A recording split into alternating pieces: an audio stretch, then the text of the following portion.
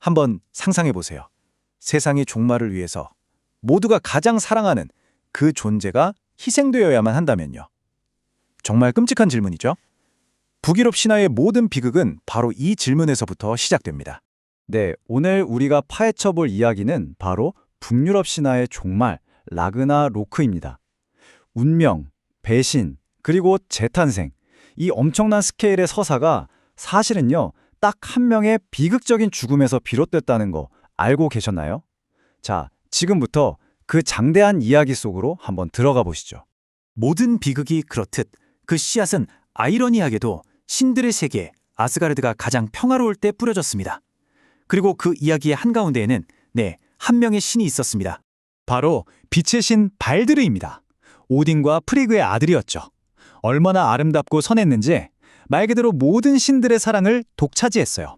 그냥 발드르가 있다는 것 자체만으로도 아스가르드는 빛나고 행복했달까요? 그러니까 정말 아무도 그가 없는 세상을 상상조차 할 수 없었던 겁니다. 그런데 이 완벽했던 낙원에 균열이 생기기 시작합니다. 발드르가 매일 밤 끔찍한 악몽에 시달리기 시작한 거죠. 그냥 악몽이 아니라 바로 자기 자신의 죽음을 예고하는 너무나 생생하고 섬뜩한 꿈들이었어요. 당연히 이 불안감은 신들의 세계 전체로 순식간에 퍼져나갔습니다. 아들이 고통스러워하는 걸 본 아버지 오딘은 정말 필사적이었습니다. 어떻게든 아들의 운명을 알아내야 했으니까요. 그래서 만물의 아버지인 그는 직접 지하세계로 향합니다. 죽은 지 오래된 예언자를 깨워서라도 진실을 알아내려고 했던 거죠. 지혜를 위해서라면 뭐든 하는 오딘다운 행동이었어요. 그리고 그가 마주한 예언은 정말이지 최악이었습니다. 신들의 심장을 그대로 꿰뚫는 듯한 끔찍한 내용이었죠. 아들의 죽음, 그것도 눈먼 형제의 손에 교활한 로키의 계략으로 죽게 될 거라는 구체적인 이름까지 다 나와버린 거예요. 이제 피할 수 없는 비극이 눈앞에 성큼 다가온 겁니다. 하지만 어머니는 위계하죠. 발드르의 어머니인 프리그는 이 끔찍한 운명을 절대로 받아들일 수 없었습니다. 그래서 아들을 지키기 위해 직접 발벗고 나섭니다. 프리그는요, 온 세상을 돌아다녔어요. 세상에 존재하는 모든 것, 살아있는 생물부터 식물, 심지어는 길가의 돌멩이 하나에 이르기까지 전부 찾아가서 신성한 맹세를 받아냅니다. 절대 내 아들 발드르를 해치지 않겠다고요. 와, 이쯤 되면 발드르는 거의 불사신이 된 거나 마찬가지죠. 정말 완벽한 계획처럼 보이지 않으세요? 덕분에 아스가르드는 다시 축제 분위기가 됐습니다. 신들은 발드르의 이 새로운 무적 능력을 가지고 아주 재미있는 놀이를 시작했어요. 칼, 도끼, 바위, 온갖 무기를 그에게 던지는 거죠. 그러면 모든 게 그냥 팅! 하고 튕겨 나갔으니까요. 다들 웃고 떠들고 난리가 났죠. 하지만 이 광경을 보면서 혼자만 웃지 않는 신이 딱 한 명 있었습니다. 네, 바로 로키였어요. 그런데 말이죠. 이렇게 완벽해 보이는 계획에도 정말 누구도 생각지 못한 치명적인 허점이 하나 숨어 있었습니다. 위대한 어머니의 그 꼼꼼한 사랑이 미처 닿지 못한 아주 사소한 존재가 하나 있었던 겁니다. 그게 뭐였냐면 바로 겨우살이라는 작은 식물이었습니다. 프리그가 보기엔 이건 너무 어리고 연약해서 이걸로 어떻게 누구를 해치겠나 싶었던 거죠. 그래서 맹세를 받을 가치조차 없다고 생각하고 그냥 지나쳐버린 겁니다. 세상에 이 사소한 실수가 모든 걸 망가뜨릴 거라고는 정말 꿈에도 몰랐겠죠. 자, 이 엄청난 비밀을 알게 된 로키가 어떻게 했을까요? 바로 행동에 들어갑니다. 먼저 늙은 노파로 변신해서 프리그에게 접근해요. 그리고는 교묘하게 겨우살이의 비밀을 캐내죠. 그 다음엔 그 보잘것없던 겨우살이 가지로 날카롭고 치명적인 창을 만듭니다. 그리고 마지막으로 앞을 보지 못해서 이 즐거운 놀이에 끼지 못하고 홀로 서 있던 발드르의 형제 호두르를 찾아가요. 그리고 속삭이죠. 내가 그대의 손을 이끌어주겠어. 그대도 형제에게 경의를 표해야지 하고요. 정말 신뢰, 약점, 선의까지 모든 걸 이용한 악랄한 계획이었어요. 결국 로키의 손에 이끌린 호드르가 던진 그 겨우살이 창은 정확하게 발드르의 심장에 명중하고 맙니다. 모두가 불멸이라고 믿었던 그 빛의 신이 힘없이 쓰러지는 순간 아스가르드를 가득 채웠던 웃음소리는 거짓말처럼 멎어버렸어요.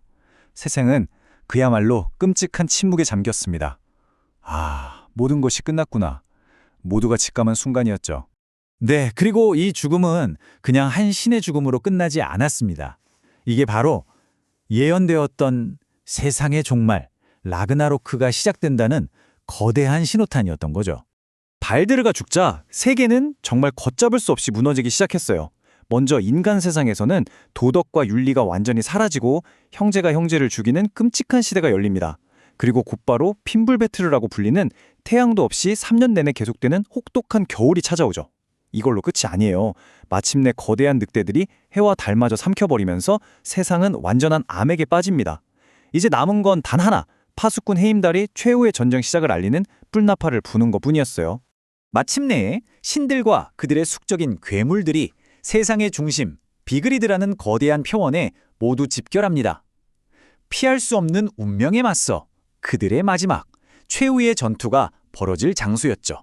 이 마지막 전쟁에서 주요 신들은 모두 정해진 숙적과 싸우다 죽게 됩니다. 만물의 아버지 오딘은 거대한 늑대 펠리르에게 삼켜지고 천둥의 신 토르는 평생의 숙적 요르문간들을 죽이지만 그 뱀의 독 때문에 결국 함께 죽음을 맞이하죠. 심지어 이 모든 일의 원흉인 로키조차도 파수꾼 회임달과 싸우다 함께 죽습니다. 보시다시피 이 싸움엔 승자가 없었어요. 모두가 함께 파멸하는 것, 그게 바로 그들의 운명이었습니다. 이렇게 모든 위대한 신들이 쓰러지고 나자 불의 거인 수르트가 앞으로 나섭니다. 그리고 그의 거대한 불꽃검을 휘둘러서 그냥 세상 모든 걸 불태워버려요. 신들의 세계 아스카르드, 인간의 세계 미드가르드, 할 것 없이 전부 다요. 결국 온 세상은 불길에 휩싸여 깊고 깊은 바닷속으로 가라앉고 맙니다. 자, 이렇게 모든 것이 파괴되고 칠흑 같은 침묵만이 남았습니다. 하지만 정말 이게 끝일까요? 아니요. 북유럽 신화의 진짜 멋진 점은 이야기가 여기서 끝나지 않는다는 겁니다. 그 파괴의 불길이 모든 걸 삼키고 지나간 바로 그 자리, 잿더미만 남은 그곳에서 새로운 세상이 조용히 태어납니다. 마치 기나긴 겨울이 끝나고 마침내 봄이 오듯이 푸르고 깨끗하고 생명력 넘치는 대지가 다시 물 위로 솟아오르는 거죠. 그리고 이 새로운 세상을 이끌어갈 생존자들도 있었어요. 오딘과 토르의 아들들처럼 낡은 시대의 증오와 갈등에서 자유로운 다음 세대 신들이죠. 그리고 놀랍게도 죽었던 발드르와 호드르가 지하세계에서 돌아와 서로 화해합니다. 마지막으로 새로운 인류의 조상이 될 2명의 인간도 살아남았죠. 그러니까 결국 라그나로크는요, 완전한 끝, 완전한 파멸이 아니었던 거예요. 오히려 파괴와 창조가 계속해서 맞물려 돌아가는 거대한 순환의 한 부분이었던 거죠. 낡고 병든 세상의 갈등과 증오를 불로 깨끗하게 정화하고 마침내 새로운 평화의 시대를 여는 겁니다. 어떻게 보면 종말은 실패가 아니라 더 나은 시작을 위한 꼭 필요한 과정이었다. 뭐 이런 얘기죠. 이런 파괴는 끝이 아니라 새로운 시작이다 라는 라그나로크의 장엄한 순환 서사는 뭐 말할 것도 없이 시대를 초월해서 수많은 창작자들에게 영감을 줬습니다. 여러분이 즐겨보시는 영화나 책, 또 게임 같은 현대 판타지 작품들 속에서도 이 고대 신화의 흔적을 아주 쉽게 찾아볼 수 있을 거예요. 그래서 라그나로크는 오늘날 우리에게도 이런 궁극적인 질문을 던집니다. 과연 끝이라는 게 정말 진정한 의미의 끝일까? 어쩌면 우리가 생각하는 모든 끝은 사실 또 다른 시작을 위한 과정에 불과한 건 아닐까요? 여러분은 어떻게 생각하시나요?